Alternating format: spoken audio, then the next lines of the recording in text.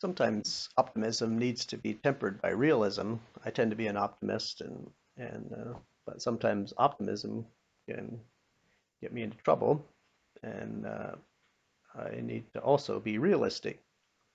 A number of years ago, we organized a canoe trip with some of the families from Beaver Lake. We had it was Edith and I and our family, and Claire and Clara Schnupp, and Bob and Donna Kaufman, and Marlon Millers, and Amos Esches, and we were going to go north of Big Base and get into the uh, English River and get through Barrow Lake and then go out the north end of Barrow Lake and go up around. We were going to end up at Humphreyville.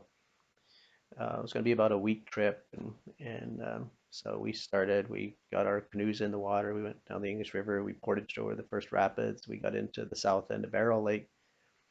Merle Lake is a long, long lake, and we had been in there on a canoe trip before as a family, and I knew that up toward the north end of the lake, partway up the lake, there was a real nice island that had a sand beach on it. It was just the perfect place to camp.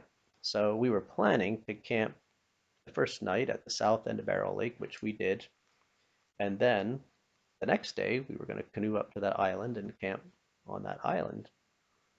Well, we left the next morning and we camped the first night as planned. The next morning we left and we started up toward the island. However, the wind came up and we were rowing. We didn't have motors, we were just paddling canoes. And we were paddling against the wind. The wind was out of the northeast, and we, we were just paddling directly into the wind.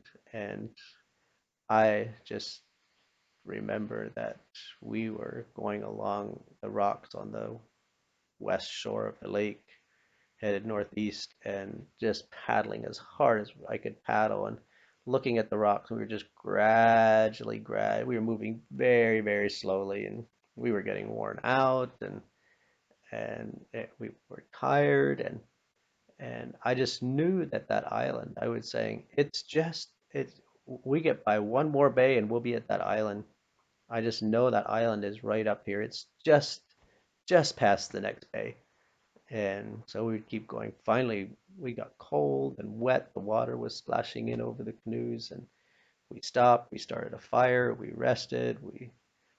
And then we made one last push, and we eventually got to the island. But everyone was exhausted, and there was no way we were going to be able to go the next day. And so we decided to shorten our trip. We camped on the island for a day or two, and then we headed um, on from there. Um, but you know, I